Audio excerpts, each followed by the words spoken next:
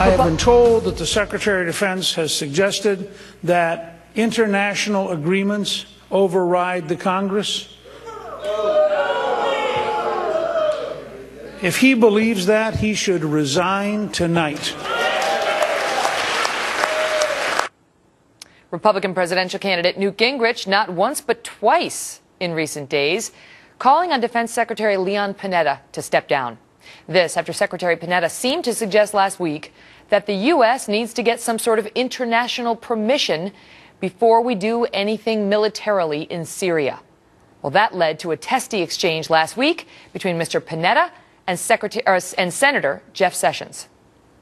Joining me now, Brad Blakeman, former Deputy Assistant to President George W. Bush, Bernard Whitman, former pollster for Bill Clinton, and Joe Cirincione, member of the International Security Advisory Board and author of Bomb Scare: The History and Future of Nuclear Weapons. Gentlemen, thank you all for being here. So the fallout continues over Secretary Panetta's remarks. The Pentagon has since come out and said, even though he used the word permission repeatedly, even when tested and questioned, do you really mean permission?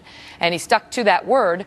The Pentagon came out later and said, well, what he really meant was we'd like to have some sort of international mandate before we went into a place like Syria, on a military mission. Brad, do you buy it? Or do you believe Newt Gingrich is right that the defense secretary has a real problem here and even his resignation may be in order? I think, short of the resignation, I think the speaker is right. I think it's a skewed policy when this president abdicates not only his own authority to protect America, but then tells Congress they're irrelevant and that an international body will determine how we act in our best interest. But look, the problem is not with Secretary Panetta, it's with the President of the United States. And I think that's what this election is all about. There's a clear distinction between where Republicans would lead this country and how we would lead it, and this president in abdicating presidential authority, disregarding Congress time and time again, and basically the president is pandering to those who absolutely have no authority to act in America's interest. Bernard, does this play right into a narrative that emerged about President Obama in the wake of what we saw in Libya, where he did not seek permission from the U.S. Congress, but said he had an international mandate and tried to justify the concerns of lawmakers on the left and the right, about why he didn't go to the U.S. Congress by saying, the international guy said I could do it. I don't believe it does at all, and apparently no one has told Newt Gingrich that his 15 minutes are up. Leon Panetta never suggested that international organizations supersede Congress. He was simply stating the obvious, which is, in an operation like this, we have seen time and again Libya, Bosnia, Afghanistan, that seeking broad international support, particularly from the Arab nations, is key to winning these efforts. You have a president here that helped lead the way to oust Muammar Gaddafi. You have a president who captured and killed Osama bin Laden. He does not need the authority of Congress in order to protect the national interests of the United States.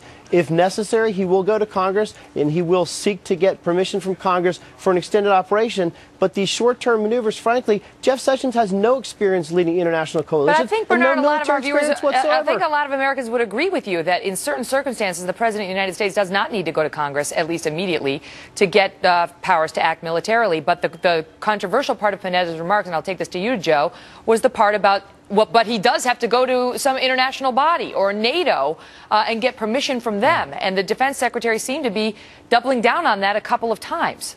Yeah, you're right, Megan.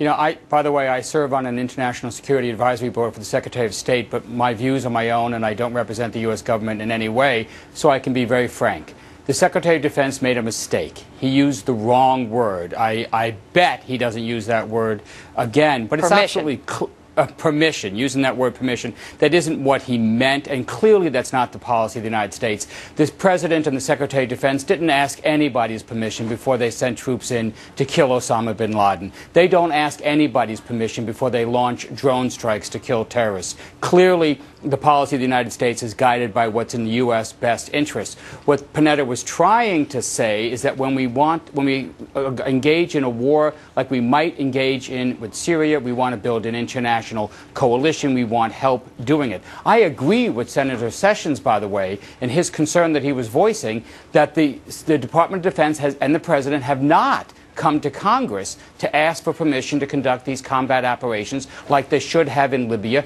like they should be doing if we're going to conduct operations in Syria. Only the Congress has the power to declare war, not the president. Brad, is that so controversial? If what the Secretary of Defense meant to say was if we are better off getting an international coalition and getting the blessing of NATO or the UN or some international body before we go into Syria and start bombing or whatever we're considering doing, arming folks militarily, we're better off as Americans, especially in the Muslim world, than we are going it alone. No, there's nothing wrong with consultation, but there's a big difference between consulting with allies and getting their permission. Clearly, the Secretary knew exactly what he was saying, and when Senator Sessions went back at him and asked him to explain himself, as you point out, he doubled down on and telling the senator, no, he's wrong, that actually our policy in the Obama administration is to seek their permission. That is not a good strategy. It's not right. It's not lawful, and we haven't had very good luck going with the international consensus before seeking congressional approval. And let me say another thing. There's more consultation with our allies and in the international community than there is with Congress. You saw that play out at the session before the Senate, and that's wrong as well. Bernard, I want to just touch on the political nature of this. Newt Gingrich has now called, by our count, for the resignation or firing of Ben Bernanke, Tim Geithner, Ken Salazar, Eric Holder, Stephen Chu, Ambassador Howard Gutman, and now the Defense Secretary. Do you think that this is political? We have to view this not through a foreign policy lens or a military lens, but quite frankly, Megan, you're right, through a political lens.